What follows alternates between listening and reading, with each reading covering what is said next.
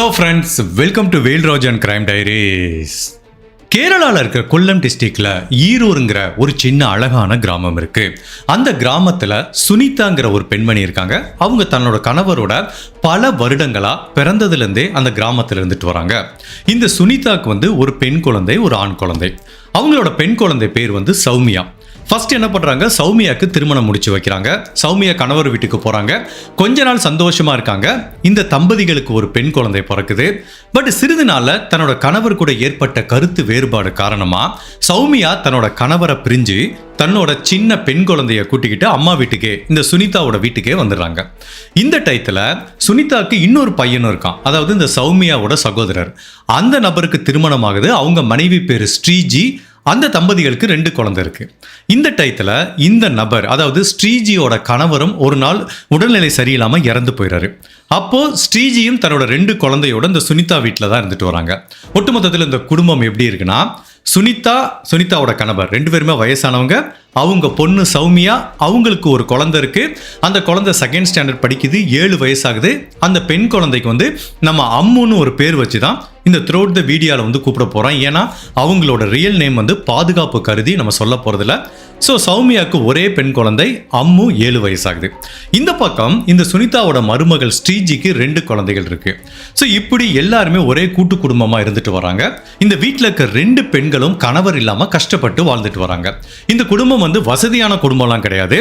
Daily அன்றாடம் வேலைக்கு போனாதான் அவங்க வீட்டில் அடுப்பு எரியுங்கிற மாதிரி ஒரு சூழ்நிலை இருக்கு. அப்போ இந்த சுனிதாவோட மகள் சௌமியாவும் மருமகள் ஸ்ரீஜி 2 பேருமே டெய்லி வேலைக்கு போவாங்க. அப்ப அந்த வீட்டில் இருக்க 3 பேர குழந்தைகளையும் இந்த சுனிதாங்கிற பாட்டி தான் நல்லா பார்த்துப்பாங்க. அதுவும் தன்னோட மகளோட பொண்ணு, அந்த அம்முங்கிற 7 வயசு பொண்ணுக்கு இவங்களுக்கு மேல ஒரு கொஞ்சம் அட்ராக்ஷன் அதிகமா இருக்கு. ஏன்னா அதுதான் இவங்களோட முதல் பேத்தி. ஸோ இந்த சுனிதா என்ன பண்ணுவாங்கன்னா, அந்த அம்முங்கிற குழந்தைய டெய்லி ஸ்கூலுக்கு கூட்டிட்டு போயிட்டு வருவாங்க. அம்முவை போய் ஸ்கூல்ல விடுறது, டிராப் பண்றது அப்படின்னு. ஸோ அந்த அளவுக்கு சுனிதாங்கிற பெண்மணி அவங்களோட வாழ்க்கையில அன்றாடம் பல நிகழ்வுகள் தன்னோட பேத்தி அம்முங்கிற பெண்மணியை சுத்தியே தான் இருந்துட்டு இருக்கு. ஸோ இப்படி உங்க வாழ்க்கை சந்தோஷமா போயிட்டு இருக்கு. இந்த வீட்டில் நல்லா நோட் பண்ணீங்கன்னா தெரியும், ஆண் துணையே கிடையாது. ஈவன் சுனிதாவோட கணவர் வயசான நபர் தான். மற்றபடி வீட்டில் 2 பெண்கள் இருக்காங்க. அதுக்கப்புறம் சின்ன சின்ன குழந்தைகள் இருக்காங்க. ஒரு ஆண் துணை இல்லாம இந்த சமூகத்தில் ஒரு குடும்பத்தை ரன் பண்றது எவ்வளவு கஷ்டம். ஒருத்தர் இருக்காரு வயசானவர், பட் அதே டயத்தில் 2 பெண்கள் கணவர் இல்லாம வேலைக்கு போனா இந்த சமூகத்தில் இருக்க பல ஆண்கள் அவங்களை என்ன மாதிரி நோக்கத்தில் பார்த்துப்பாங்க அப்படிங்கிறது நம்மளால யூகிக்க முடியுது. பட் அப்படி இருந்தாலும் தன்னோட குடும்ப சூழ்நிலை கருதி இவங்க 2 பேரும் வேலைக்கு போனாதான் சாப்பிட முடியும்னு கஷ்டப்பட்டு உழைச்சிட்டு இருக்காங்க. பல இன்னல்களுக்கு நடுவே வேலைக்கு போற இடத்துல தெரியும், கணவர் இல்லைன்னா அங்க வேலை பார்க்குற மேஸ்திரி ஒரு பாலியல் தொல்லை கொடுப்பாரு. இப்படி பலவித கஷ்டங்களை இவங்க 2 பேரும் அனுபவிச்சுட்டு இருக்கும்போது இந்த ஸ்ரீஜிங்கிற பெண்மணி ஒரு நாள் ஒரு கட்டட வேலைக்கு போறாங்க. அங்க சுமேஷ் அப்படிங்கிற ஒரு நபரை மீட் பண்றாங்க. அந்த சுமேஷ் தன்னை எப்படி அறிமுகப்படுத்திக்கிறார்னா, நான் ஒரு அனாதை, எனக்கு இந்த உலகத்தில் யாருமே கிடையாது, எனக்கு உன்னை பிடிச்சிருக்கு, உன்னை நான் திருமணம் பண்ண ஆசைப்படுறேங்கிற மாதிரி அந்த சுமேஷ் சொல்றாரு. இந்த ஸ்ரீஜிக்கு ஒரு சின்ன குழப்பம் வருது. நம்ம ஏற்கனவே 2 குழந்தைய வச்சுட்டு இருக்கோம். ஈவன் தன்னோட கணவரோட தங்கையும் கணவர் இல்லாமல் இன்னொரு குழந்தைய வச்சு கஷ்டப்பட்டுட்டு இருக்கா. நம்ம ஒரு சரியான நபரை தேர்ந்தெடுக்கிறமான ஒரு டவுட் வருது. ஸோ இந்த சுமேஷ் கூட கொஞ்ச நாள் பழகும்போது அவங்களுக்கு ஒரு நம்பிக்கை வருது. இந்த சுமேஷ் என்ன சொல்றாருன்னா, எனக்கு உன்னை பிடிச்சிருக்கு, உனக்கு 2 குழந்தை இருக்கு, அதை பத்திலாம் எனக்கு கவலை இல்லை, உன்னை திருமணம் பண்ணிக்கிறேன், அந்த 2 குழந்தைகளையும் ஏன் குழந்தை மாதிரியே நான் வளர்க்க ஆரம்பிக்கிறேங்கிற மாதிரி அவர் சொல்றாரு. ஜென்ரலா ஒரு பெண் கணவர் இல்லாம குழந்தைய வச்சு தனியா கஷ்டப்படும் போது ஒரு ஆண் எனக்கு ஒன்ன பிடிச்சிருக்கு அப்படின்னு சொல்றதை விட உன் குழந்தைய நான் நல்லா பார்த்துப்பேன்னு சொல்றான் பாத்தீங்களா, அந்த வார்த்தை அந்த பெண்ணுக்குள்ள 200 மடங்கு அந்த நபர் மேல ஒரு நம்பிக்கையை அதிகரிக்கும். அந்த நம்பிக்கை தான் இப்ப ஸ்ரீஜாக்கு வந்திருக்கு. பரவாயில்லையே, நம்ம ஏதோ கணவரே வேண்டாம்னு நினைச்சிட்டு இருந்தோம், எவனோ ஒருத்தன் வந்தான் பிடிச்சிருக்குங்கிறான், தன்னோட 2 குழந்தையும் நல்லா பாத்துக்கிறேங்கிறான், சரி ட்ரை பண்ணி பார்ப்போமேனு. அப்ப அந்த ஸ்ரீஜி அவங்ககிட்ட என்ன சொல்றாங்கன்னா, சுமேஷ் கிட்ட, என்னால டைரக்டா எடுத்தோன்னே கல்யாணம் பண்ண முடியாது, நான் என்னோட மாமனார் மாமியார் கூட இருக்கேன், நீ அவங்க கிட்ட பேசி பாரு, அவங்களுக்கு ஓகே அப்படின்னா நம்ம கல்யாணம் பண்ணிக்கலாங்கிற மாதிரி இந்த பெண்மணி சொல்றாங்க. அப்ப அந்த சுமேஷ் என்ன சொல்றான், எனக்கு எந்த பிரச்சனையும் கிடையாது, நான் தாராளமா பேசுறேன்னு இவங்க வீட்டுக்கு வர்றான். வீட்டுக்கு வந்து சுனிதா கிட்டேயும் சுனிதாவோட கணவர்கிட்டையும் பேசுகிறான். இந்த மாதிரி உங்கள் மருமகளை எனக்கு பிடிச்சிருக்கு, நான் திருமணம் பண்ணிக்கணும்னு ஆசைப்பட்றேன், உங்கள் வீட்டில் என்ன ஒரு மகனாக ஏற்றுக்கோங்க, உங்கள் வீட்டுக்கு நான் ஒரு துணையாக இருப்பேன், உங்கள் வீட்டில் இருக்க எல்லாத்துக்கும் நான் ஒரு அரணாக இருப்பேன் அப்படிங்கிற மாதிரி சொல்கிறான். இவங்களும் பார்க்குறாங்க, சரி பார்க்க நல்ல பையனாக இருக்கானே அப்படின்னு கேட்டு உங்கள் குடும்பம் எதுப்பா, எந்த ஊருன்னு கேட்கும்போது அவர் என்ன சொல்கிறாரு, எனக்கு திருவனந்தபுரம் மாவட்டத்தில் குளத்துக்காராங்கிற ஒரு ஊர் தான், பட் எனக்கு அது என்னதான் சொந்த ஊராக இருந்தால் கூட என்னோட அம்மா அப்பா பல வருடங்களுக்கு முன்னாடி இறந்து போயிட்டாங்க, எனக்குன்னு இப்போ யாருமே கிடையாது, நான் உங்கள் மருமகளை கல்யாணம் பண்ணிக்கிட்டா உங்கள் குடும்பத்தில் ஒருத்தர ஐக்கியம் ஆயிக்கிறேங்கிற மாதிரி இந்த சுமேஷ்ங்கிற நபர் சொல்கிறாரு. ஸோ இந்த சுனிதாவும் அவங்க கணவரும் ரொம்ப நாள் யோசிக்கிறாங்க. சரி ஓகே, நம்ம வீட்லேயே ஒரு ஆண் துணை கிடையாது, இவனும் இவ்வளோ வந்து கேட்குறான், தன்னோட பேரம்பேத்தி 2 பேத்தையும் சொந்த அப்பா மாதிரி பார்த்துக்கிறேங்கிறான், இதுக்கு மேலே தனக்கு என்ன வேணும்னா சரி ஓகேப்பா நம்ம திருமணம் பண்ணி வைக்கிறோன்னு முடிவு பண்ணுறாங்க. சரி உங்கள் வீட்டு சைடு இருந்து திருமணத்துக்கு யாரெல்லாம் வருவாங்கன்னு கேட்டால் நான் தான் சொன்னேன் இல்லைங்க, எனக்கு யாருமே இல்லை, சொந்தக்காரங்கன்னு யாருமே இல்லை, ஸோ என் சைடு யாருமே வரமாட்டாங்க, நீங்கள் உங்கள் சைடு யார் வேணுமோ ஜஸ்ட் அரேஞ்ச் பண்ணிக்கோங்க, ஒரு கோவிலில் வச்சு சிம்பிளாக கல்யாணம் பண்ணிப்போம், எந்த கிராண்ட் செலிப்ரேஷனும் வேண்டாம் அப்படின்னு சொல்லி இந்த சுமேஷ் வந்து ப்ரப்போஸ் பண்ணுறான். அவங்களும் வசதி இல்லாதவங்க, எதுக்கு திரும்ப போய் ஒரு மண்டபத்தை பிடிச்சி கல்யாணத்தை வச்சுட்டு சிம்பிளாக கோயிலில் வச்சு திருமணம் பண்ணிக்கலான்னு ஒரு நாள் கோவிலில் வச்சு சுமேஷுக்கும் இந்த ஸ்ரீஜிக்கும் திருமணம் நடக்குது. அப்போ சுனிதாவும் அவங்க கணவரும் என்ன ஃபீல் பண்ணுறாங்கன்னா, அப்பாடா நம்ம வீட்டுக்கு ஒரு மருமக வர்றான், மக மாதிரி இந்த குடும்பத்தை பார்த்துப்பான், இனிமேல் நம்ம வீட்டில் இருக்க எல்லா கவலையும் தீரப்போது அப்படின்னு அவங்க நினச்சிட்டு இருந்தாங்க. பட் இந்த சுமேஷுங்கிற நபர் இந்த வீட்டுக்கு வந்ததுக்கு அப்புறம் அவன் என்ன நோக்கத்தில் வந்தான், இந்த வீட்டில் அவன் அடுத்து செய்ய போகிற ஒவ்வொரு காரியமும் உண்மையிலேயே நம்ம கற்பனைக்கும் அப்பாற்பட்டவை. ஸோ சுமேஷ்ங்கிற இந்த நபர் இந்த குடும்பத்துக்குள்ள வந்ததுக்கு அப்புறம் அந்த குடும்பத்துக்கு என்ன நிகழ்ந்தது, அப்படி என்ன மாதிரியான கொடூரத்தை சுமேஷ் இந்த குடும்பத்துக்கு செஞ்சான் அப்படிங்கிறத நம்ம தெரிஞ்சுக்கிறதுக்கு முன்னாடி உங்கள் டைம் 2 seconds எனக்காக ஸ்பெண்ட் பண்ணி என்னோட வீடியோஸ் உங்களுக்கு பிடிச்சிருந்துச்சுன்னா லைக் பண்ணிட்டு கமெண்ட் பண்ணுங்க. இன்கேஸ் என்னோட சேனலை இது வரைக்கும் நீங்கள் சப்ஸ்கிரைப் பண்ணாமல் பார்த்தீங்கன்னா மறக்காமல் சப்ஸ்கிரைப் பண்ணி என்னை சப்போர்ட் பண்ணுங்க. இந்த கேஸை பொறுத்த வரைக்கும் ரொம்ப ரொம்ப ரொம்ப சென்சிட்டிவான கேஸ், அதனால இதில் சம்பந்தப்பட்ட சில கேரக்டர் வந்து ஈவன் நான் ஆர்டிக்கலில் படிக்கும்போதே பேரை மாற்றி தான் கொடுத்துருக்காங்க. ஸோ இந்த கேஸ் ரிலேட்டடான ஒரிஜினல் ஃபோட்டோ இந்த வீடியோவில் எங்கேயுமே நீங்கள் பார்க்க முடியாது, இன்டர்நெட்டில் எங்கேயுமே நான் கண்டுபிடிக்க முடியல. பட் அதே டயத்தில் இந்த கேஸோட உண்மைத்தன்மையில் உங்களுக்கு ஏதாவது சந்தேகம் வந்துச்சுன்னா இந்த கேஸை நான் எங்கெல்லாம் ரெஃபர் பண்ணி படித்தேன் அப்படிங்கிற எல்லா லிங்க்கையும் இந்த வீடியோவோட கமெண்ட் செக்ஷன்லையும் கொடுத்துருக்கேன், டிஸ்கிரிப்ஷன்லையும் கொடுத்துருக்கேன், தயவுசெய்து படித்து பார்த்துக்கோங்க. சில பேர் நெகட்டிவாக கமெண்ட் போடுவாங்க, கம்பி கட்டுற கதை உருட்டுறா அப்படின்ட்டு. ஸோ டவுட் இருக்கவங்க அதை படித்து பார்த்துட்டு வந்து கமெண்ட் போடுங்க. ஸோ இந்த சுமேஷ் இந்த வீட்டுக்குள்ளே வந்ததுக்கப்புறம் அந்த வீடே வந்து நல்லா ஹாப்பி ஆயிடுச்சு, எல்லாத்துக்குமே ஒரு கான்ஃபிடென்ட் வருது, வீட்டுக்கு ஒரு ஆண் துணை இருக்காங்கிற நம்பிக்கையில். பட் இருந்தாலும் இந்த சௌமியா ஸ்ரீஜி எல்லாருமே வேலைக்கு போயிட்டு இருக்காங்க, ஏன்னா அவங்க எல்லாருமே வேலை பார்த்தா தான் அந்த குடும்பத்தை வந்து ரன் பண்ண முடியும். அந்த டயத்தில் நான் ஏற்கனவே சொன்னேன்ல, இந்த பாட்டி சுனிதாக்கும் இந்த பேத்தி அம்முக்கும் ஒரு நல்ல ரிலேஷன்ஷிப் இருக்கு. காலையில் இவங்க தான் அந்த குழந்தையோட பேக்கை எடுத்துட்டு ஸ்கூலில் போய் விட்டுட்டு வருவாங்க, அப்படி ஸ்கூலில் போய் ட்ராப் பண்ணிட்டு வருவாங்க.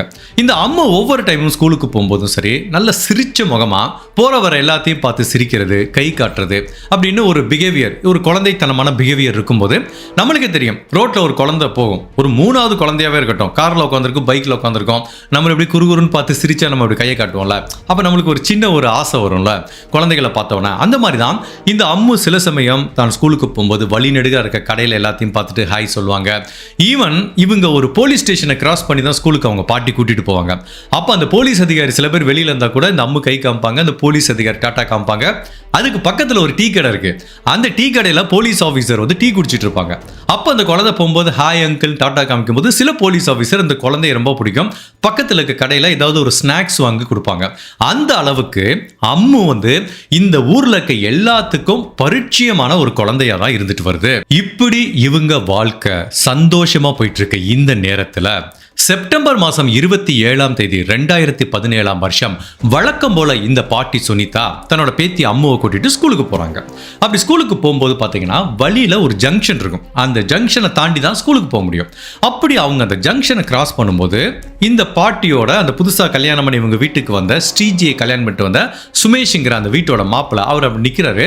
உடனே இவங்க கேட்குறாங்க, என்னப்பா இங்கே நிற்கிறேன்னு கேட்டால், இல்லை இன்னைக்கு கொஞ்சம் வேலைக்கு போக லேட் ஆகும், கொஞ்சம் வர்றாங்க, ஒரு தெரிஞ்சவங்க வர்றாங்க, பார்க்கறதுக்கு வெயிட் பண்ணிட்டு இருக்கேங்கிறாரு. கேட்குறாரு. நீங்கள் எங்கே போகிறீங்கன்னு கேட்டால் இந்த அம்முவை ஸ்கூலில் விட போகிறேங்கிற மாதிரி சுனிதா சொல்கிறாங்க.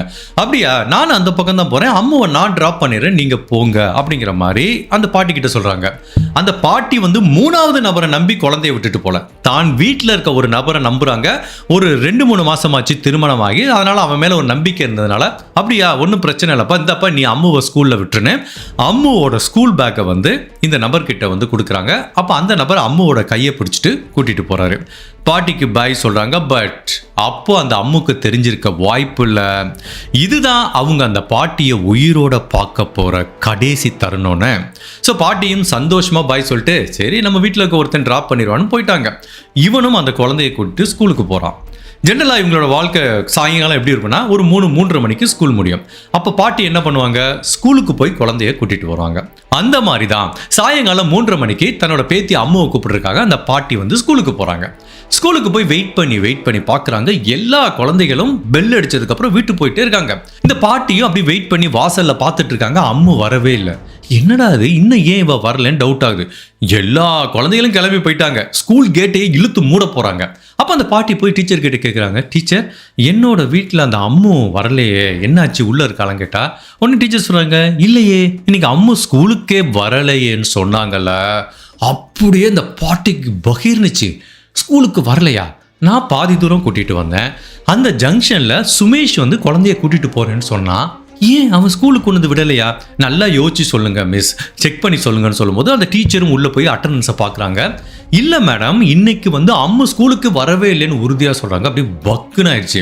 சரி அந்த சுமேஷ் இருக்கான்ல, அவனோட ஃபோன் நம்பர் இந்த பாட்டிக்கிட்ட இருக்குது. தன்னோட வீட்டு மருமகன்னு கால் பண்ணுறாங்க. அந்த சுமேஷோட நம்பரும் சுவிட்ச் ஆஃப் செய்யப்பட்டிருக்கு. இவங்களுக்கு பதட்டம் அதிகமாகுது. ஒருவேளை அந்த 2 பேத்துக்கும் ஸ்கூலுக்கு போகிறப்ப ஏதோ ஒரு பேராபத்து நிகழ்ந்திருக்குமோ அப்படிங்கிற மாதிரி ஒரே பதட்டத்தில் இருக்காங்க. தன்னோட பொண்ணு சௌமியா கிட்ட என்ன நடந்ததுன்னு சொல்கிறாங்க. ஸோ வீட்டுக்கு வந்து பார்க்குறாங்க. வீட்லேயும் அம்மு வரலை. ஸோ சுற்றி இருக்க சொந்தக்காரங்கிட்ட சொல்கிறாங்க, ஃப்ரெண்ட்ஸ் கிட்ட சொல்கிறாங்க. எல்லாரும் அந்த வீட்டுக்கும் ஸ்கூலுக்கும் இடைப்பட்ட தூரத்தில் பல இடங்களில் தேடி பார்க்குறாங்க. எங்கேயுமே அம்மு இருந்ததுக்குரிய ஒரு சின்ன தடயத்தையும் கண்டுபிடிக்க முடியல. காலையில் அம்முவை ஸ்கூலுக்கு கூட்டிட்டு போன அந்த சுமேஷ்ங்கிற நபரை பற்றியான ஒரு சின்ன தகவலும் யாருக்குமே இல்லை. இப்படியே 2-3 மணி நேரம் உருண்டோடி போது. இப்போ சௌமியாவும் சுனிதாவும் என்ன முடிவு கொண்டாங்க, சரி இதுக்கு மேலே நம்ம லேட் பண்ணுறது அர்த்தம் இல்லை, நம்ம நேராக போலீஸ்ல போய் கம்ப்ளைண்ட் கொடுத்துடலான்னு சாயங்காலம் 5:30 மணிக்கு பக்கத்தில் இருக்க போலீஸ் ஸ்டேஷனில் தன்னோட வீட்டு குழந்தை அம்மு மிஸ் ஆயிட்டான்னு ஒரு கம்ப்ளைண்ட் முறைப்படி பதிவு பண்ணுறாங்க. இப்போ போலீஸ் ஆஃபீஸர் அந்த கம்ப்ளைண்ட்டை பதிவு பண்ணுறாங்க. அபிலேஷ்ங்கிற ஒரு எஸ்ஐ தான் ஸ்டேஷனில் இருக்காரு, பதிவு பண்ணுறாரு. இவங்களோட நல்ல நேரமா என்னன்னு தெரியல, ஒரு நல்ல மனுஷன் இது ரொம்ப சீரியஸாக எடுத்து விசாரிக்க ஆரம்பிக்கிறாரு. ஜென்ரலாக எல்லாருமே கொஞ்சம் லத்தாச்சிகளாக இருப்பாங்க. அதுவும் வசதி இல்லாதவங்க வந்து கம்ப்ளைண்ட் கொடுத்தா கொஞ்சம் யோசிச்சு மெதுவாக நிதானமாக தான் கம்ப்ளைண்ட் எடுப்பாங்க. பட் ஒரு சின்ன குழந்தை காணாமல் போச்சுன்னு சொல்லி தகவல் வரும்போது அந்த அபிலேஷ்ங்கிற சப் இன்ஸ்பெக்டர் உடனே களத்தில் இறங்குறாரு. அப்போ ஃபர்ஸ்ட் அந்த சுனிதா கிட்ட கேட்குறாரு, கடைசியாக நீங்கள் அம்முவை யார்கிட்ட ஹேண்ட் ஓவர் பண்ணீங்கன்னு கேட்குறாரு. என் வீட்டில் இப்போ புதுசாக 2 மாதத்துக்கு முன்னாடி ஒருத்தனை கல்யாணம் பண்ணி கூட்டிகிட்டு வந்தோம், அந்த சுமேஷுங்கிறவனுக்கு தான் சார் நாங்கள் ஹேண்ட் ஓவர் பண்ணேங்கிறாங்க.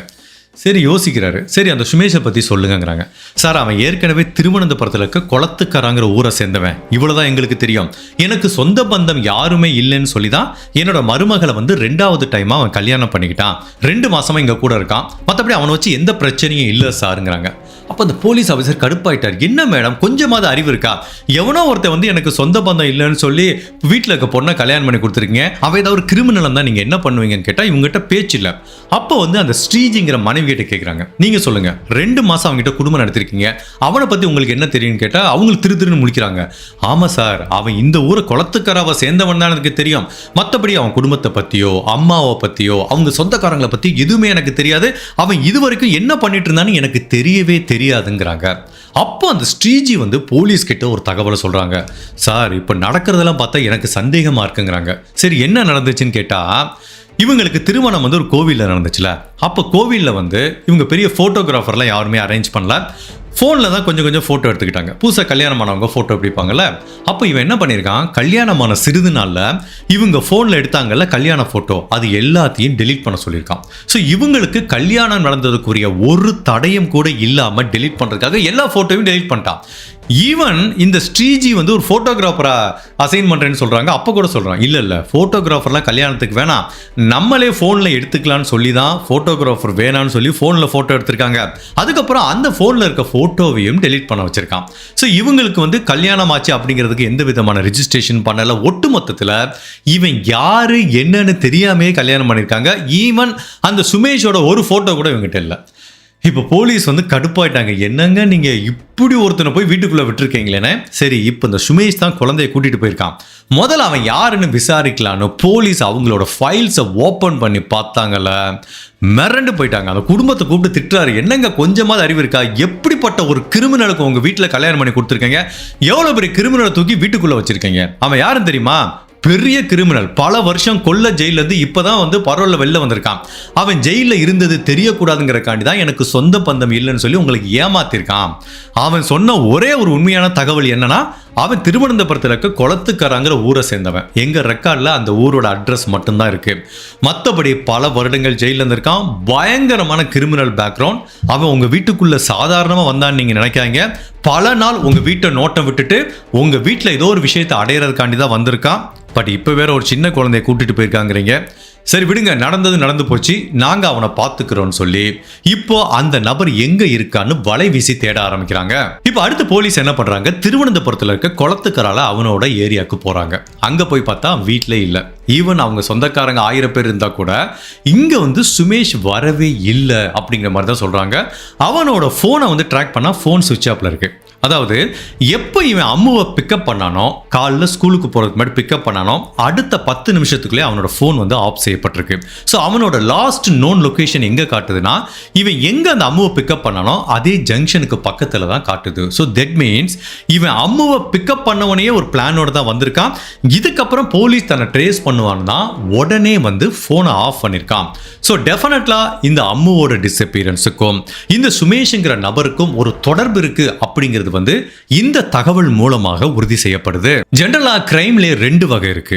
ஒன்னு வந்து பிளான்ட் கிரைம் சொல்லுவாங்க, இன்னொன்னு ஆப்பர்ச்சுனிட்டி கிரைம் பாங்க. பிளான்ட் அப்படின்னா ஏற்கனவே ஒரு கிரைமை பண்ணுறதுக்கு, அது கொலையாக இருக்கலாம், கடத்தலாக இருக்கலாம், ஒரு பெண் கிட்ட தவறாக நடக்கலாம், இதை பிளான் பண்ணி பண்ண போகிறேன்னு சொல்லிட்டு போகிறதான் பிளான்டு.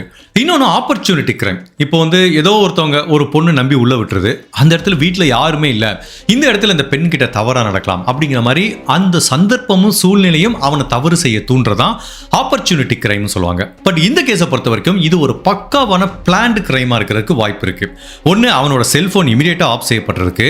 இன்னொன்று வந்து பார்த்தீங்கன்னா, இந்த செப்டம்பர் மாதம் 27ஆம் தேதி இவன் அம்முவை கடத்திட்டு போனப்போ, அந்த அம்மு படிக்கிற ஸ்கூல்ல எப்படி இருக்குன்னா, எவ்வரி புதன்கிழமை மட்டும் ஒரு கலர் ட்ரெஸ் போட்டு வரலாம், மற்ற நாள் யூனிஃபார்ம் போட்டு வரணும். ஸோ கலர் ட்ரெஸ் போட்டு வர்ற நாளை வந்து இவன் ஸ்பெசிஃபிக்காக சூஸ் பண்ணியிருக்கான். அப்படி கலர் ட்ரெஸ் போட்டு ஒரு குழந்தையை கடத்திட்டு போகும்போது வெளியில் இருக்க யாருக்கும் வந்து சந்தேகம் வராது.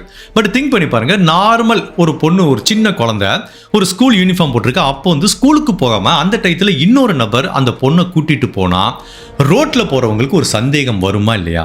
கண்டிப்பாக வரும். ஸோ அதனால தான் இவன் பிளான் பண்ணி அந்த புதன்கிழமையை சூஸ் பண்ணியிருக்கான் அப்படிங்கிற மாதிரி எனக்கு தோணுது. இந்த இடத்துல எனக்கு பர்சனலாக ஒரு இன்சிடென்ட் ஞாபகம் வருது, அதை நான் ஷேர் பண்ணுறேன். ஒரு நாள் நானும் என்னோடய ஒய்ஃபும் வாக்கிங் போயிட்டு காலையில் 9 o'clock வந்துட்டுருக்கோம். அப்போ ஒரு ஸ்ட்ரீட்டில் வந்துட்டு இருக்கும்போது எதிர்த்தாப்பில் ஒரு பள்ளம் இருக்குது. அங்கே வந்து ஒரு லேடி, அவங்களோட 2 குழந்தை. ஃபஸ்ட்டு 2மே பெண் குழந்தை. ஃபஸ்ட்டு ஒரு பெண் குழந்தை 11ஆம் வகுப்பு படிக்குதுன்னு நினைக்கிறேன், இன்னொன்று சின்ன குழந்தை 5 or 6 படிக்குது. அப்போ என்ன ஆகுது, அவங்க அம்மா அப்படி வர்றாங்க, அந்த பள்ளத்தில் விழுந்துட்டாங்க, சரியாக விழுந்துட்டாங்க. அவங்க அம்மாவுக்கு சரியான அடி. அந்த சின்ன குழந்தை பயத்தில் அழுகுது. இந்த பெரிய குழந்தை என்ன பண்ணுறதுன்னு தெரியாமல் திருன்னு முழிக்குது. உடனே நானும் என் ஒய்ஃபும் வண்டியை நிப்பாட்டிட்டு அவங்கள தூக்கிட்டு பக்கத்தில் உட்கார வச்சுட்டு ஆசுவாசப்படுத்துகிறோம். அப்போ வந்து பார்த்தீங்கன்னா அந்த பெரிய குழந்தை ஓகே வரைக்கும், சின்ன குழந்தை தொடர்ந்து அழுதுட்டு இருக்கு. அவங்க அம்மாவுக்கு வந்து பயங்கர நர்வஸ் ஆயிடுச்சு, பதட்டம் ஆயிடுச்சு. லக்கிலி பெரிய அடி இல்லை. அப்போ வந்து அவங்க வீடு எங்கே இருக்குன்னு நாங்கள் கேட்குறோம். பக்கத்தில் வீடுன்னு சொல்லும்போது இவங்க வந்து ஸ்கூட்டர் ஓட்டுற நிலைமையில இல்லை. ஸோ அப்போ என்னாச்சு, அவங்க வந்து பைக்கு வந்து ஓட்டுற நிலைமையில் ஒரு மாதிரி பஞ்சர் ஆயிடுச்சு. பஞ்சர் ஆனாலும் தான் அந்த ஆக்சிடென்ட்டே நடந்திருக்கு. அப்போ வந்து அவங்க, என்னோடய ஒய்ஃப் என்ன பண்ணாங்க, அவங்க அம்மாவுக்கு அடிப்பட்டதுனால அவங்க அம்மாவையும் அந்த சின்ன குழந்தை இருக்குல்ல, அந்த சின்ன குழந்தையும் பயந்த குழந்தையும் என்னோட பைக்கில் வச்சு அவங்க வீட்டுக்கு கூட்டிகிட்டு போய் விட்டாங்க. அப்போ வந்து இன்னொரு குழந்தை இருக்குது பார்த்தீங்களா, அந்த குழந்தை ஸ்கூல் யூனிஃபார்மோடு இருக்குது. இதுக்கு மேலே ஸ்கூலுக்கு போக முடியாது. ஸோ இவங்க விழுந்த இடத்துலேருந்து அவங்க வீட்டுக்கு போகிறதுக்கு வந்து எப்படி ஒரு 5 to 10 minutes ஆகும். இப்போ அவங்களோட பஞ்சரான பைக்கு என்கிட்ட இருக்குது. ஸோ நான் வந்து அந்த குழந்தைகிட்ட சொன்னேன், சரி வாமா நான் கொண்டு போய் விடுறேன் அப்படின்னு சொல்லிட்டு அந்த குழந்தை கூட பக்கத்தில் நடந்து வருது. அந்த பைக்கு அப்படின்னு நான் தள்ளிட்டே போகிறேன். வழிநெடுகா எல்லாருமே வித்தியாசமாக பார்க்குறாங்க. ஜஸ்ட் திங்க் பண்ணி பாருங்க, அந்த குழந்தை ஸ்கூலுக்கு போக வேண்டியது, ஆனா எவனோ ஒருத்தன் கூட அந்த குழந்தை நடந்து போயிட்டு இருக்கு ஸ்ட்ரீட்ல, எல்லாருமே இப்படி பார்த்துட்டு போறாங்க. அவங்க அம்மாவும் அந்த குழந்தையோட இன்னொரு சகோதரியும் முன்னாடி போயிட்டாங்க பயந்துட்டு. எனக்கு அவங்க வீடு எங்க இருக்குன்னு தெரியாது. இந்த பொண்ணு 10th 11th படிக்குது. அந்த பொண்ணு சொல்ல நான் அவங்க வீட்டுக்கு வந்து போயிட்டு இருக்கேன், நாங்க 2 பேரும் நடந்து ஓட்டிட்டு போறோம். அப்போ வந்து அவங்க வீட்டு பக்கத்து வீட்டுக்காரங்க ஒரு லேடி வர்றாங்க. வந்துட்டு அந்த பொண்ணுகிட்ட கேட்குறாங்க, நீ ஸ்கூலுக்கு போகலையான்னு கேட்குறாங்க. இல்லை ஸ்கூலுக்கு போகல. இவர் யார் கூட நடந்து போயிட்டு இருக்க சார், நீங்கள் யார் சார், எதுக்கு சார் அந்த குழந்தைய கூட்டு போகிறீங்க அப்படின்னு ஒரு மிரட்டல் தோணியில் கேட்குறாங்க. ப்ராபப்ளி அவங்களுக்கு என்னை பற்றி தெரியல. நான் சொன்னேன், மேடம் இந்த மாதிரி ஆக்சிடென்ட் ஆச்சு, அவங்க விழுந்துட்டாங்க, என்னோட ஒய்ஃப் அவங்க வீட்டுக்கு ட்ராப் பண்ண கூட்டு போயிட்டு இருக்காங்க, ஸோ எனக்கு வந்து இவங்க வீடு தெரியாது, அந்த பொண்ணு கூட்டிகிட்டு போகுது அப்படின்னு சொல்லும்போது அந்த லேடி கன்வின்ஸ் ஆகலை. அப்போ அவங்க என்ன பண்ணுறாங்க, சரி நானும் கூட வர்றேன்னு சொல்லி என் கூடவே நடந்து வந்தாங்க. கடைசியில் அவங்க வீட்டில் போய் விடுறேன், அவங்க அம்மா இருந்தாங்க, அவங்க வீட்டில் இருக்க மற்றவங்களாம் ரிசீவ் பண்ணி தேங்க்ஸ் சொன்னாங்க. இந்த இன்சிடெண்ட்டை ஏன் எனக்கு இந்த இடத்துல சிங்க் பண்ண முடியுதுன்னா, ஸ்கூல் யூனிஃபார்ம் போட்ட ஒரு பொண்ணு ஸ்கூலுக்கு போகாமல் ஒரு 3வது நபரோட நடந்து போச்சுன்னா ஆட்டோமேட்டிக்காக எல்லாத்துக்கும் சந்தேகம் வரும். கண்டிப்பாக அந்த குழந்தைய வந்து என்ன ஏதுன்னு விசாரிக்கிறதுக்கு வாய்ப்பு இருக்குது. ஸோ அந்த மாதிரி தான் இவன் பிளான் பண்ணி அந்த குழந்தைய கலர் ட்ரெஸ் போட்ட நாளில் கூட்டு போனதுனால இது பக்காவா பிளான் பண்ணி அந்த அம்முவை தூக்கியிருக்காண்டா அப்படிங்கிற மாதிரி போலீஸ் ஒரு கன்க்ளூஷனுக்கு வராங்க. இப்போ அடுத்து போலீஸ் அங்க இருக்கிற ஐ விட்னஸ் எல்லாத்திட்டையும் விசாரிக்கிறாங்க. இவன் உண்மையிலே அம்முவை கடத்திட்டு போயிருக்கலாம், பட் எங்க போயிருக்கான்னு தெரியலையே, குளத்துக்காரங்க அவங்க ஊருக்கு போனா அங்க வரவே இல்லைன்னு தெரியல. அப்போ வந்து அந்த டயத்துல அந்த ஏரியால நிறைய குழந்தைகள் கிராஸ் பண்ணி ஸ்கூலுக்கு போயிருப்பாங்கல்ல, அப்படி ஒவ்வொரு குழந்தையா விசாரிக்கும் போது ஒரு குழந்தை போலீஸ் ஆஃபீஸர்கிட்ட என்ன சொல்லுதுன்னா, சார் அம்மு வந்து அந்த ஒரு அங்கிள் கூட தான் சார் போனா, பட் என்னன்னா எங்க ஸ்கூல் இந்த பக்கம் இருக்கு, அம்மா அவரு கூட ஆப்போசிட் டைரக்ஷன்ல போயிட்டு இருந்தா. எனக்கே புரியல, இவன் ஏன் ஸ்கூலுக்கு வராம ஆப்போசிட் டைரக்ஷன்ல போயிட்டு இருக்கான்னு எனக்கு தோணுச்சு. சரி அவங்க அங்கிள் எங்க கூட்டிட்டு போறாரு நான் நினைச்சுக்கிட்டேன். சார் அந்த அங்கிளை பத்தி பெருமையா அம்மு பல டைம் ஸ்கூல்ல சொல்லியிருப்பா, எங்க வீட்டுக்கு புதுசா ஒரு அங்கிள் வந்திருக்காரு, எங்களுக்கு புதுசா ஒரு அங்கிள் கிடைச்சிருக்காரு, அவர் எங்களை நல்லா பாத்துக்கிறாருன்னு அம்மு பல டைம் எங்கிட்ட சொல்லியிருக்கா. அதே அங்கிள் தான் சார் கூட்டு போனாரு, பட் ஸ்கூலுக்கு ஆப்போசிட் டைரக்ஷன்ல கூட்டு போனான்னு ஒரு முதல் ஐ விட்னஸ் சொல்றாங்க. ஸோ கிளியர் ஆகுது. அடுத்து அங்க வந்து நிறைய பஸ் ஸ்டாப், ஒரு டீ கடை இருக்கு. ஸோ அங்க இருக்கிற டீ கடைக்காரர்கிட்ட ஒருத்தர் கேட்குறாங்க. அவரும் இதான் சொல்றாரு, சார் அந்த நபர் சுமேஷ் தான் சார் அந்த பொண்ணை கூட்டிட்டு போனதை நாங்கள் பார்த்தோம், எங்க போனா பஸ் ஸ்டாப் நோக்கி, பஸ் ஸ்டாண்ட் இருக்குல்ல அந்த சைடு போனாங்கிற மாதிரி சொல்றாங்க. ஸோ இவங்க போன டயத்துல அங்க எந்தெல்லாம் பஸ் இருந்தது, எந்த ஊருக்கெல்லாம் கிளம்பி போனதுன்னு போலீஸ் விசாரணை பண்றாங்க. அது ஒரு சின்ன கிராமம், எத்தனை பஸ் அந்த ஸ்கூலுக்கு போற டயத்துல போயிருக்க முடியும்? ஸோ ஒரு 2-3 பஸ் இருக்குமா? அப்படி விசாரிக்கும் போது அந்த 3 பஸ் கண்டக்டரையும் கூட்டிட்டு வராங்க. அப்ப அந்த கண்டக்டர்ல ஒருத்தர் சொல்றாரு, சார் நான் தான் பார்த்தேன், சுமேஷ் இந்த குழந்தைய பஸ்ல கூட்டிட்டு போனா, என் பஸ்ல தான் வந்தா, எங்க போனானா குளத்துக்கரா அப்படிங்கிற ஏரியாவுக்கு தான் சார் போனோம். ஸோ இங்கேருந்து பக்கம் தான் ஒரு 20-25 கிலோமீட்டர் இருக்கலாம், அங்கே தான் சார் போனால், அங்கே தான் டிக்கெட் எடுத்தான் அப்படிங்கிற மாதிரி சொல்கிறான். சரி அங்கே எந்த ஸ்டாப்பில் அவங்க இறங்குனாங்கன்னு கேட்கும்போது, இந்த குளத்துக்கரா ஊருக்கு போகிறதுக்கு முன்னாடி குளத்துக்கரா ரிசர்வ் ஃபாரஸ்ட் அடர்ந்த காட்டு பகுதி இருக்குது சார், அங்கே இருக்கிற ஒரு ஸ்டாப்பில் தான் அவனை இறக்கி விட்டேங்கிற மாதிரி அவர் ஒரு தகவல் சொல்றாரு. இப்போ போலீஸ் அதை பிடிச்சிக்கிட்டாங்க, அந்த தகவலை அப்படி பிடிச்சு போறாங்க. ஸோ எந்த பஸ் ஸ்டாப்ல அம்முவையும் இந்த சுமேஷையும் இறக்கி விட்டாங்களோ அங்க போய் நிற்கிறாங்க. அப்படியே சுத்தி பார்க்குறாங்க, எங்க பார்த்தாலும் சுத்தி காட்டு பகுதி. அப்போ வந்து பாத்தீங்கன்னா இந்த குளத்துக்கரா ரிசர்வ் ஃபாரஸ்ட்டுக்கு உள்ள போறதுக்கு ஒரு கேட் இருக்கும். சும்மா நம்ம எல்லாரும் காட்டுக்குள்ள போயிட முடியாதுல்ல, அங்க எப்பயுமே ஒரு செக்யூரிட்டி கார்டு இருப்பாரு, 3வது நபர் விட மாட்டாரு. அங்க இருக்கிற செக்யூரிட்டி கார்டு போய் கேட்குறாங்க. அவரோட பேர் வந்து ராஜு. அவர் இப்படி சொல்றாரு, இந்த போட்டோவெல்லாம் காமிக்கிறாங்க, இந்த சுமேஷோட போட்டோ காமிச்சு கேட்கும்போது அவர் யோசிக்கிறாரு, சார் ஆமாம் சார், நேற்று வந்து இவன் தான் அந்த குழந்தைய கூட்டிட்டு காட்டுக்குள்ளே போனான் சார் அப்படிங்கிறாரு. காட்டுக்குள்ளையா? சரி எதுக்காக காட்டுக்குள்ளே போனா நீ கேட்க வேணாமா, சும்மா யாரையாவது விட்டுரு அப்படின்னு கேட்டா, சார் நான் கேட்டேன் சார், ஏதோ அந்த குழந்தைக்கு வயிறு சரியில்லை, பாத்ரூம் கூட்டு போறேன்னு சொல்லி கூட்டிட்டு போனா, நானும் ஏதோ பார்க்க அப்பா மாதிரி இருக்குன்னு சொல்லி விட்டுட்டேன் சார். நான் அதுக்கப்புறம் யோசிக்கவே இல்லை, ஒருவேளை அவங்க வேற வழியில வெளியில போயிட்டாங்களோ நினைச்சிட்டேன், மற்றபடி எனக்கு அதுக்கப்புறம் என்ன நடந்துச்சுன்னு தெரியாது சார். நான் வேணா சொல்றேன், இந்த டைரக்ஷன்ல இப்படிதான் சார் போனாங்கன்னு இந்த ராஜுங்கிற கேட் கீப்பர் ஒரு வழியை காமிக்கிறாரு. இப்போ இந்த இன்வெஸ்டிகேஷனை பண்ணி முடிக்கும் போதே போலீஸுக்கு 10 மணி 11 மணி ஆகுது. பட் இருந்தாலும் ஒரு நைட்டை கூட மிஸ் பண்ணக்கூடாதுன்னு ஒரு பெரிய வாலண்டியர் டீம், போலீஸ் மட்டுமல்ல அந்த ஊர் மக்களுக்கு வந்து அம்மு வந்து ரொம்ப பரிச்சயமான ஒரு பொண்ணு, அதாவது போற வரப்பெல்லாம் சிரிக்கிறது, எல்லாரோட மனசையும் அப்படியே வென்ற ஒரு குழந்தை. அதனால எல்லா மக்களும் வந்து போலீஸ் ஸ்டேஷன் மாதிரி குமிச்சிட்டாங்க. சார் என்ன ஹெல்ப் வேணாலும் கேளுங்க சார், உங்களுக்கு எந்த மாதிரி வாலண்டியர் ஒர்க் பண்ணுறதுக்கு நாங்கள் ரெடியாக இருக்கோம்னு சொல்லும்போது இப்போ போலீஸுக்கு நிறைய சப்போர்ட் கிடைக்குது. அதனால அபிலேஷுங்கிற இந்த போலீஸ் ஆஃபீஸர் இன்னைக்கு ஒருத்தன் நைட்டு தூங்கக்கூடாது, அந்த குழந்தைய கண்டுபிடிக்கிற வரைக்கும் நம்ம தேடுறோன்னு நைட்டோட நைட்டாக அந்த ரிசர்வ் ஃபாரஸ்ட்டுக்குள்ளே போகிறாங்க. ஃபுல்லாக போய் தேடுறாங்க. இந்த கேட் கீப்பர் சொன்னார் பார்த்தீங்களா, அவர் சொன்ன இடத்துல நைட்டு ஃபுல்லாக தேடும்போது ஃபைனலா காலையில 4:30 மணிக்கு ஒரு அடர்ந்த காட்டு பகுதியில் ஒரு ஐசோலேட்டட் ஏரியால இந்த அம்முவோட இறந்த சடலத்தை கண்டுபிடிக்கிறாங்க. அதை பார்க்கும்போதே அந்த அம்முக்கு என்ன நிகழ்ந்திருக்கும், எதற்காக அந்த குழந்தை இங்கே காட்டுக்குள்ளே கூட்டு வரப்பட்டா என்ன நடந்ததுங்கிறத நான் சொல்ல தேவையில்லை, சொல்ல விரும்பலை. அது என்ன நடந்திருக்குன்னு நீங்களே யூகிச்சுக்கோங்க. அதுதான் அம்முக்கு நடந்திருக்கு. உடனே போலீஸ் ஆஃபீஸர் அந்த சடலத்தை கைப்பற்றி பிரேத பரிசோதனைக்கு அனுப்புகிறாங்க. இப்போ போலீஸுக்கு ஒன்றுமே புரியல, இவன் எங்கே இருக்கான்னு தெரியல. உண்மையிலேயே அவன் தான் சுமேஷ் தான் அந்த அம்மு அந்த மாதிரி கூட்டிகிட்டு வந்து தவறாக நடந்துட்டாங்கிறது 100% உறுதி செய்யப்படுது. பட் இந்த கேட்டை தாண்டா பார்த்தீங்களா, ரிசர்வ் ஃபாரஸ்ட் கேட்டை தாண்டினதுக்கப்புறம் அவன் எங்கே போயிருப்பான் அப்படிங்கிறது ஒரு டவுட் வருது. அப்போது யாராவது ஒருத்தர் கூடயா பார்த்துருக்க மாட்டாங்க. இன்கேஸ் நேராக பார்த்தா ஒரு ஐ விட்னஸ் அது இருக்கணும்னு இப்போ அந்த ரிசர்வ் ஃபாரஸ்ட் கேட்டுக்கும் இந்த அம்மு கண்டுபிடிக்கப்பட்ட இடத்துக்கும் இடைப்பட்ட தூரத்தில் பார்க்கும்போது ஒரு வாழைத்தோப்பு இருக்கு. நிறைய வாழை மரங்கள் நட்டு வச்சு ஒரு பெரிய வாழைத்தோப்பு. அந்த வாழைத்தோப்பில் ஒரு வயசான பாட்டி உட்காந்துருக்காங்க. அந்த பாட்டிக்கிட்ட போயிட்டு போலீஸ் ஆஃபீஸர் கேட்குறாங்க. அதை அந்த வேட்டையாடு விளையாடு படத்தில் இவர் கமலஹாசன் வந்து ஒரு செருப்பு தைக்கிறவர்கிட்ட போயிட்டு இப்படி உட்காந்து கேஷுவலாக பேசுவார் பார்த்தீங்களா, அந்த மாதிரி அந்த பாட்டிகிட்ட போய் அவர் உட்காந்து கேட்டுட்ருக்காரு. என்னம்மா எவ்வளோ நாள் இங்கே வேலை பார்க்குறீங்க, நீங்கள் எத்தனை மணிக்கு வருவீங்க, எவ்வளோ நேரம் அந்த வாழைத்தோப்பில் இருப்பீங்கன்னு கேட்டதுக்கு அவங்க சொல்கிறாங்க, நான் வருவேன் சார், காலையில் ஒரு 6 மணி 7 மணிக்கு வந்துடுவேன், சாயங்காலம் 4 மணி வரைக்கும் இருப்பேன். நேற்று காலையில் ஒரு 25 வயசு பையன் ஒரு சின்ன குழந்தைய, ஸ்கூல் படிக்கிற குழந்தைய இந்த பக்கம் கூட்டு வந்ததா பார்த்தீங்களா அப்படின்னு கேட்கும்போது அந்த பாட்டி அப்படி யோசிக்கிறாங்க. சார் ஆமாம் சார் பார்த்தேங்கிறாங்க. அது ஏன் அவங்களுக்கு ஞாபகம் இருக்குன்னா, இந்த சுமேஷ் அம்மு அந்த காட்டுக்குள்ளே கூட்டிகிட்டு போகும்போது பயங்கரமாக மழை பெஞ்சிட்டு இருந்திருக்கு. அப்படி ஒரு மழை, இவங்க கையில் கொடை இல்லை. ஓகேவா? அப்போ அந்த பாட்டி வந்து இந்த சுமேஷ் கிட்ட கற்றுருக்காங்க. என்னப்பா போகிறீங்கன்னா, இல்லைம்மா குழந்தை ஆசைப்படுது, சும்மா உள்ளே கூட்டு போகிறேன் அப்படின்னு சொல்லியிருக்கான். சரிப்பா கூட்டு போ, இப்படி மழை பெய்யுது, குழந்தைய போய் நனைய வச்சு கூட்டிகிட்டு போகிறேன், உனக்கு அறிவு இருக்கா அப்படின்னு கேட்டதுக்கு, இல்லைம்மா மழை வரும்னு எதிர்பார்க்கல, நான் கொடையை எடுக்கலைங்கிற மாதிரி அந்த சுமேஷ் சொல்லியிருக்கான்.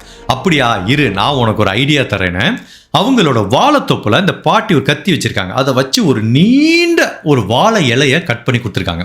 நீங்கள் சினிமாலாம் பார்த்துருப்பீங்களா, மலைக்கு வச்சுட்டு ஹீரோயின் 2 பேர் போவாங்கல்ல, பார்த்துருப்பீங்களா, அந்த மாதிரி ஒரு பெரிய வாழை இலையை கொடுத்து இப்படி தலைக்கு வச்சுக்கோங்க, தலையாவது நனையாமல் இருக்குமேனு அந்த வாழை இலையை வந்து சுமேஷோட கையில் கொடுக்குறாங்க. அவனும் ரொம்ப நன்றிமான்னு சொல்லி தான் அந்த குழந்தைய கூட்டிகிட்டு போயிருக்கான். பட் இந்த பாட்டிக்கு அப்போ தெரிஞ்சிருக்க வாய்ப்பு இல்லை, இந்த குழந்தைய அவன் எதுக்காக கூட்டிகிட்டு போகிறான்னு. இப்போ இது ஒரு மிக முக்கியமான தடயமாக பார்க்கப்படுது. அப்போ அந்த போலீஸ் ஆஃபீஸருக்கு ஒரு ஐடியா வருது. இவன் அந்த வாழை இலையை பாட்டி கட் பண்ணி கொடுத்த இலையை எடுத்துகிட்டு போனால் அந்த வாழை இலை அந்த இடத்துல இருக்குமேனு கிரைம் சீனில் ஃபுல்லாக பார்க்கும்போது தொலை தூரத்தில் வாழை இலையை கண்டுபிடிக்கிறாங்க. அதாவது இந்த பாட்டி எந்த மாதிரி ஒரு வாழை இலையை கட் பண்ணி கொடுத்தாங்களோ அந்த வாழை இலையை கண்டுபிடிக்கிறாங்க. அந்த வாழை இலை வந்து கிரைம் சீனுக்கு பக்கத்துலேருந்து வந்திருக்கிறதுக்கு வாய்ப்பே இல்லை. ஏன்னா இந்த உடல் கண்டுபிடிக்கப்பட்ட இடத்துக்கு பக்கத்தில் எந்த விதமான வாழைத்தோப்பும் இல்லை. ஸோ மினிமம் ஒரு 1/2 கிலோமீட்டர் தள்ளி தான் இந்த பாட்டியோட வாழைத்தோப்பு இருக்கு. ஸோ கண்டிப்பாக இது வந்து இந்த பாட்டி கட் பண்ணி கொடுத்த வாழை இலைங்கிறது தெரிய வருது. அதுவும் இந்த கிரைம்ல ஒரு மிக முக்கியமான தடயமாக பார்க்கப்படுது. இப்போ போலீஸ் இந்த சுமேஷை வலை வீசி தேடுறாங்க.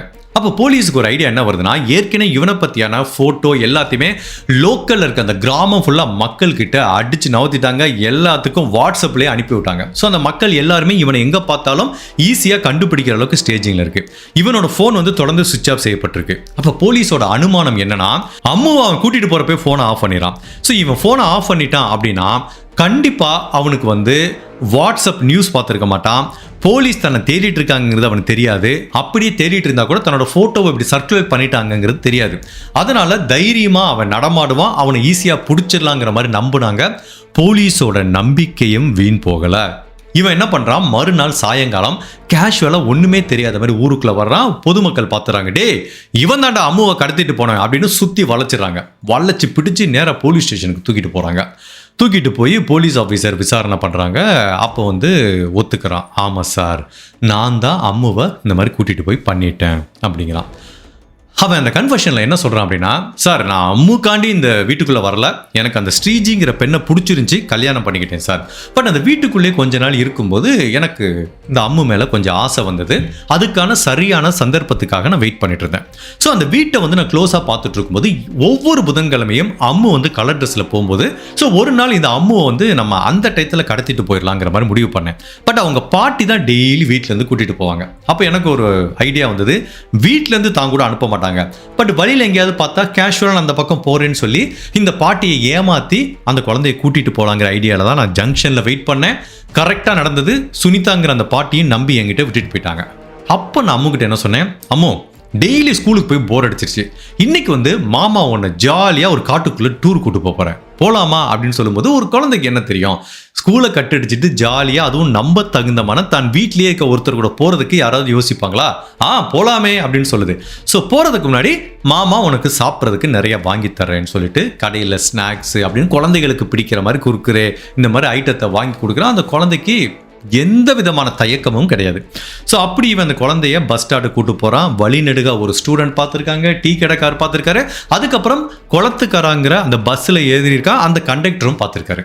ஸோ இவனோட பிளான் கிளியராக இருக்குது. இவனுக்கு குளத்துக்கார ரிசர்வ் ஃபாரஸ்ட்டை பற்றி நல்லாவே தெரிஞ்சிருக்கு. அங்கே போனால் தன்னோட காரியத்தை சாதிச்சிடலான்னு சொல்லி தான் இந்த அம்முவை கூட்டிட்டு அந்த ஸ்டாப்ல இறங்குறான். அந்த கேட் கீப்பரை ஏமாத்திட்டு உள்ள போறான். அப்ப மழை பெய்ய ஆரம்பிக்குது. வழியில அந்த பாட்டி பார்த்துறாங்க. பட் இதனால என்ன இருக்கு, அந்த பாட்டி கேஷுவலா ஒரு இலையை கட் பண்ணி கொடுக்குறாங்க. அதை வாங்கிட்டு போறான். உள்ள போய் அந்த குழந்தைய பண்ணி இது பண்ணிடுறான். ஸோ இதுதான் சார் நடந்தது அப்படிங்கிற மாதிரி இவன் சொல்றான். ஸோ இவன் சொல்றது கன்ஃபெஷன். நம்ம நிறைய கிரைம்ல பார்த்துருக்கோம். கன்ஃபெஷன் மட்டும் ஒருத்தனுக்கு தண்டனை வாங்கி தர முடியுமா? முடியாது. ஏன்னா இப்போ கன்ஃபெஷன் பண்ணுவானுங்க, அங்கே போயிட்டு மேஜிஸ்ட்ரேட் முன்னாடி ஐயோ என்ன அடித்து கொடுமைப்படுத்துறாங்க, நான் கன்ஃபெஷன் தப்பாக பண்ணிட்டேன், போலீஸோட மிதிக்கும் உதைக்கும் பயந்துட்டு தான் நான் சொல்லிட்டேன் அப்படிங்கிற மாதிரி ரிட்ராக்ட் பண்ணுறதுக்கும் வாய்ப்பு இருக்குது. அப்போது இவன் அம்முவை கூட்டிட்டு போனதை பார்த்தாங்க. சரியா? டைரக்ட் எவிடன்ஸ் இல்லை. இவன் அம்முவை நேராக கொலை பண்ணதை யாராவது பார்த்தாங்களா? இல்லை. அம்மு கிட்ட தவறானதை யாராவது பார்த்தாங்களா? இல்லை. பட் நிறைய கிரைம்ல நான் சொல்லியிருக்கேன், லாஸ்ட் சீன் அப்படிங்கிற தியரி ரொம்ப ரொம்ப முக்கியமான தியரி. அதாவது ஒரு physical evidence, forensic evidence, direct evidence இருந்துட்டா லாஸ்ட் சீன் பெரிய விஷயம் கிடையாது. பட் எதுவுமே இல்லாத டயத்தில் இந்த லாஸ்ட் சீன் தியரி மிக முக்கியமான தியரியா பார்க்கப்படும். அது சில சமயம் சர்க்கம்ஸ்டான்ஷியல் எவிடன்ஸா கூட எடுத்துப்பாங்க கோர்ட்ல. பட் இந்த லாஸ்ட் சீன் ரொம்ப ஸ்ட்ராங்கா இருக்கு. ஒரு ஸ்கூல் கேர்ள் பார்த்தது, டீ கடைக்கார் பார்த்தது, பஸ் கண்டக்டர் பார்த்தது, ஒரு ரிசர்வ் ஃபாரஸ்டோட கேட் கீப்பர் பார்த்தது, ஒரு பாட்டி பார்த்தது. இவ்வளவு பேர் இருக்கு. வழி நெடுக அந்த ஜங்ஷன்ல இருந்து இந்த காட்டுக்குள்ள அவன் கூட்டிட்டு போனது வரைக்கும் நிறைய பேர் பார்த்திருக்காங்க. அப்போ இதையும் தாண்டி இந்த லாஸ்ட் சீன் தியரியும் தாண்டி என்ன மாதிரி பிசிக்கல் எவிடன்ஸ் எஸ்டாப்ளிஷ் பண்றதுன்னு போலீஸ் முயற்சி பண்றாங்க. ரெண்டாவது, அம்முவோட உடலை பிரேத பரிசோதனைக்கு அனுப்பி வச்சிருக்காங்க. அதுல இவனோட பயாலஜிக்கல் மெட்டீரியல் இருக்கிறதுக்கு சான்ஸ் இருக்கு. அது வந்தாதான் தெரியும். பட் இந்த டயத்துல இந்த கேஸை ஹேண்டில் பண்ணிட்டு இருக்க அந்த அபிலேஷ்ங்கிற போலீஸ் ஆஃபீஸருக்கு ஒரு சூப்பர் ஐடியா வருது.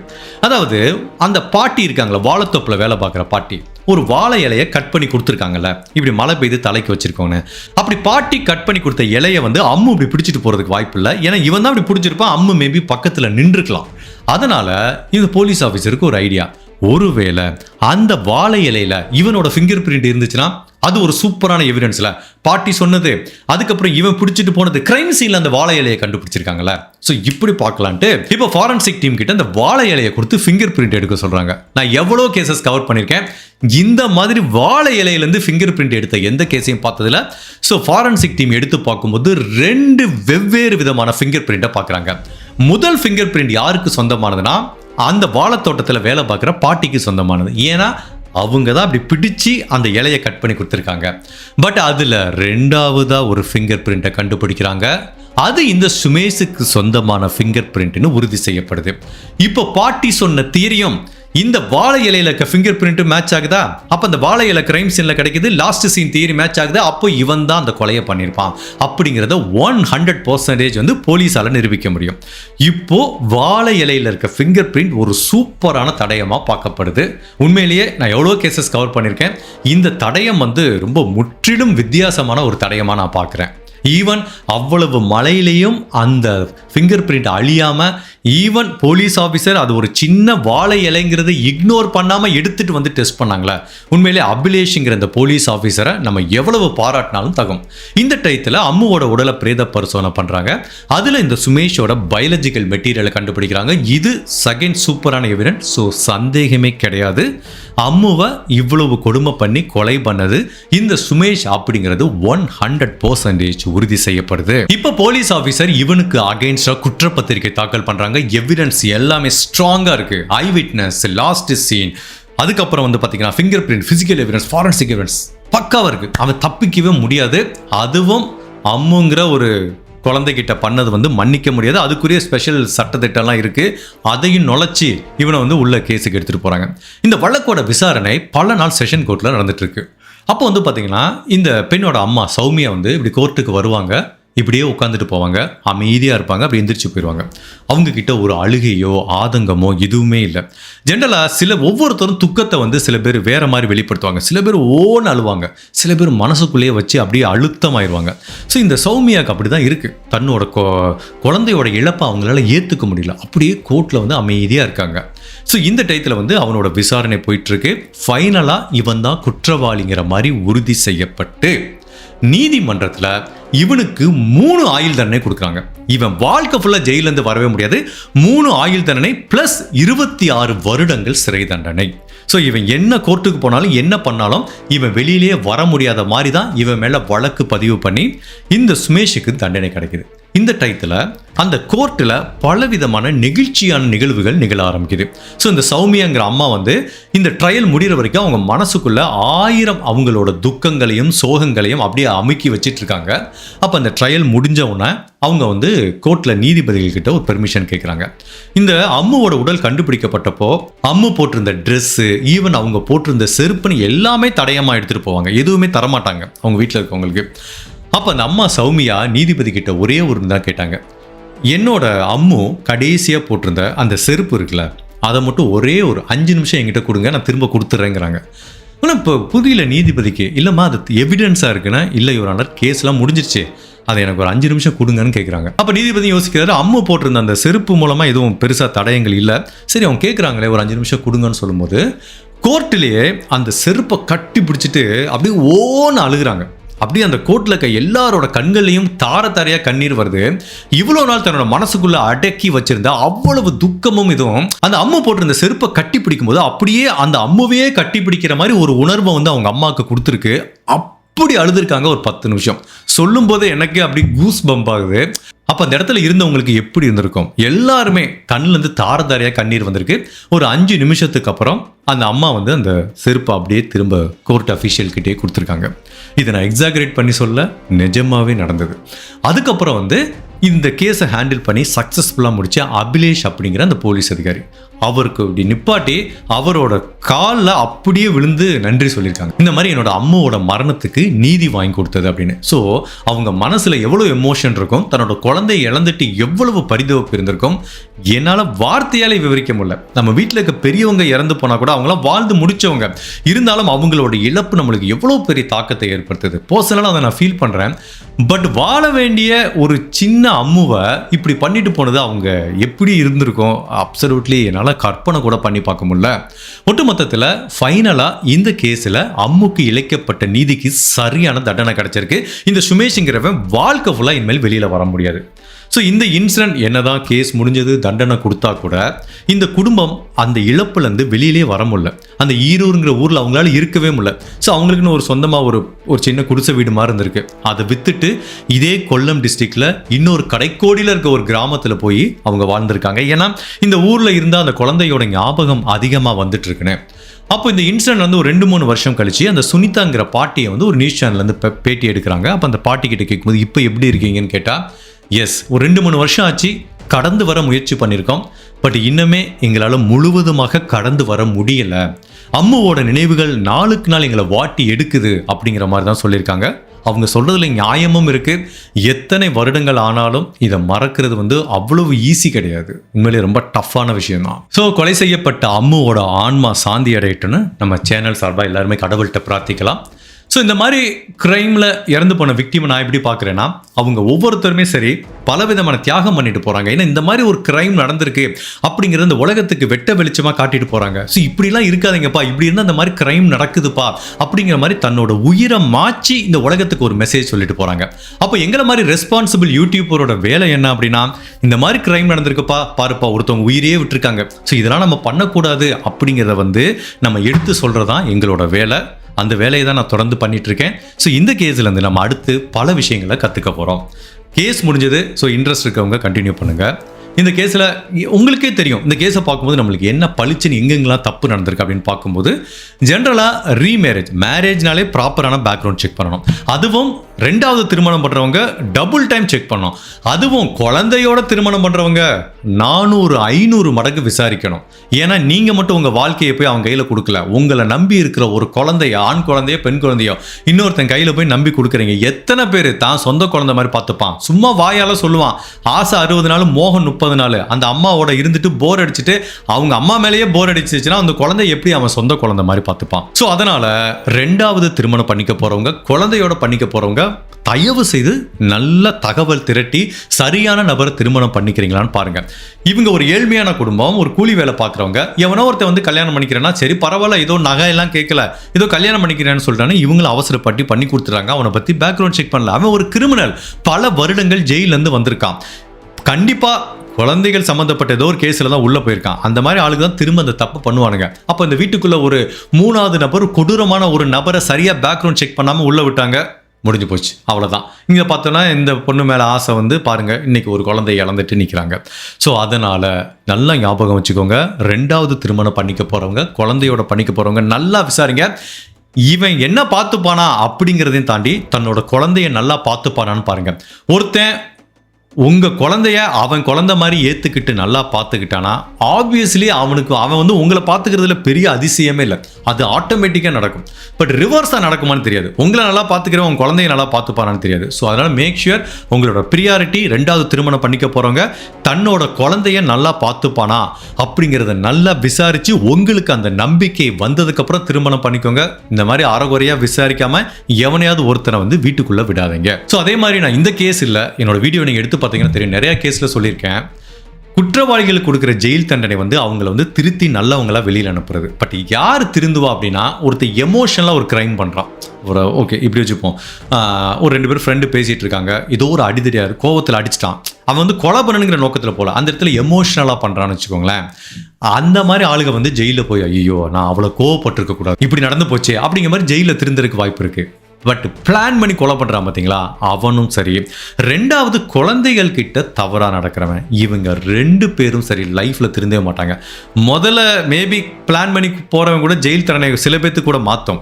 ஆனால் நான் படித்த கேஸில் சொல்கிறேன், குழந்தைகள்கிட்ட ஒருத்தன் தவறாக நடந்துட்டு உள்ளே போகிறான் அப்படின்னா அவன் கண்டிப்பாக திருந்த மாட்டான். ஏன் தெரியுமா, ஒவ்வொருத்தனுக்கும் ஒரு சைக்காலஜிக்கல் வீக்னஸ் இருக்கும், ஓகேவா? அந்த மாதிரி இப்போ நார்மல் பர்சனால ஒரு குழந்தைகிட்ட போய் இந்த மாதிரிலாம் பண்ண முடியாது. ஒருத்தன் அப்படி பண்ணுறான் அப்படின்னா அவனுக்கு பிறவியிலிருந்தே அந்த வீக்னஸ் இருக்குது, அந்த ப்ராப்ளம் இருக்குது.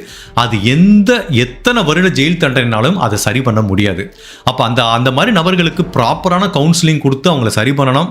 அது வேலையே இல்லைன்னா அவங்கள வாழ்க்கை ஃபுல்லாக ஜெயிலில் வைக்கணும், இல்லை மரண தண்டனை கொடுக்கணும். ஸோ என்னை பொறுத்த வரைக்கும் இந்த குழந்தைகள் கிட்ட போய் இப்படி பண்ணுறவன் வந்து டிஃபால்ட்டாகவே மேனுஃபேக்சரிங் டிஃபெக்ட். அவனை எத்தனை வருஷம் ஜெயில் தண்டையும் அவனை சரி பண்ணாது. எனக்கு தெரிஞ்சு அதில் ஒரு ஸ்ட்ராங்கான சட்டத்திட்டம் வேணும். அவங்களெல்லாம் மன்னிக்கவே கூடாது ஆக்சுவலி. அதுவும் இந்த கோர்ட்டில் அவங்க அம்மா பண்ண ஒரு நிகழ்வு வந்து அந்த செருப்பை கட்டி பிடிச்சி அழுதலாம் அப்படி இமேஜின் பண்ணி பார்க்கும்போதே அப்படி உடம்புலாம் சிலிர்க்குது. அப்போ அந்த இடத்துல இருந்தவங்களுக்கும் அவங்க அம்மாவுக்கும் எவ்வளோ உணர்ச்சி இருக்கும். அதுதான் கேட்குறேன், ஏன்டா உன்னோட காமத்துக்கு குழந்தை தான் கிடைக்குதா? அதுக்கு மேலே 1000 ஆப்ஷன் இருக்குது. நைட்டு போனால் ரோட்டு ஓரத்தில் 1000 பேர் இருக்காங்க. நீ வந்து ஏன் குழந்தைங்க வேணும்? உனக்கு அந்த காமம் ப்ரியாரிட்டினா 1000 ஆப்ஷன் இருக்கும்போது எதுக்காக குழந்தைய எடுக்கணும்? ஸோ உண்மையிலே அது ரொம்பவே வருத்தமான ஒரு கேஸாக இருக்குது, ரொம்ப எமோஷனலான ஒரு கேஸாகவும் இருக்குது. அதுவும் அந்த அம்மு வந்து இவனை நம்பி இவன் கொடுத்து அந்த ஸ்நாக்ஸ் எல்லாம் வாங்கி கொடுத்து இவனை நம்பி வீட்டில் இருக்க ஒரு மாமான்னு சொல்லி போயிருக்கோம். அந்த குழந்தையோட இறுதி நிமிடங்கள் நினச்சி பார்த்தாலே ரொம்ப கஷ்டமாக இருக்குது. ஸோ இது எல்லாத்தையும் தாண்டி எமோஷனல் பார்ட் எல்லாத்தையும் தாண்டி போலீஸ் சூப்பராக ஒர்க் பண்ணியிருக்காங்க. இந்த கேஸை படித்து முடிக்கும் போது நம்மளுக்கு ஒரு சாதாரண கேஸ் மாதிரி இருந்தது. ஆனால் அந்த வாழை இலையில் கண்டுபிடிச்ச ஃபிங்கர் பிரிண்ட் வந்து இந்த கேஸே எனக்கு ஒரு டிஃப்ரெண்ட் ஃபாரன்சிக் கேஸ் மாதிரி ஒரு ஃபீல் கொடுத்துச்சு. பெரிய விஷயம் தானே சொல்லுங்கள் பாப்பா. அந்த போலீஸ் அதிகாரி இப்போ நீங்கள் ஃபோட்டோவில் பார்த்துருக்கீங்க, அவர் தான் அபிலேஷ்ங்கிற அந்த போலீஸ் அதிகாரி சார். சூப்பராக ஒர்க் பண்ணியிருக்கீங்க. அதுவும் அந்த வாழை இலையிலேருந்து அந்த அம்மாட்ட பேசி 2 ஃபிங்கர் பிரிண்ட்டை கண்டுபிடிச்சி ரொம்ப சூப்பராக ஒர்க் பண்ணியிருந்தீங்க சார். அதே மாதிரி இதில் ஆஜரான ப்ராசிக்யூட்டர் மிஸ்டர் மோகன்ராஜ் அப்படிங்கிற அந்த வக்கீலும் சரி, அவரும் சூப்பராக ஒர்க் பண்ணதுனால தான் இந்த குற்றவாளிக்கு தண்டனை கிடச்சிருக்கு. ஸோ இந்த மாதிரி வழக்குகள் நம்மளுக்கு எதை உணர்த்துது அப்படின்னா, நான் நிறைய அதில் சொல்லியிருக்கேன், ஒவ்வொரு கிரைம் சீன்லேயும் தடயங்கள் கிடைக்கும். அந்த தடயங்களை கண்டுபிடிக்கிறதே போலீஸுக்கு வந்து அவங்கவுங்க பார்க்குற பார்வையில் இருக்குது. பட் ஒவ்வொரு தடயங்களும் 1000 கதைகள் சொல்லும். அந்த கதையை யாரால் கேட்க முடியும்னா ஒரு திறமையான போலீஸ் அதிகாரியால் மட்டும்தான் கேட்க முடியும். இதை ஒரு சாதாரண வாழை இலைன்னு அவரால் கடந்து போயிருக்க முடியும். பட் ஒரு திறமையான போலீஸ் அதிகாரி தான் இது ஏன் வாழை இலை அப்படின்னு கண்டுபிடிச்சிருக்காரு. அந்த அம்மா சொன்ன கன்ஃபெஷன், அந்த வாழை தோட்டத்தில் வேலை பார்க்குறவங்க லிங்க் பண்ணி அப்புறம் அதுலேருந்து ஃபிங்கர் பிரிண்ட் எடுக்கணும்.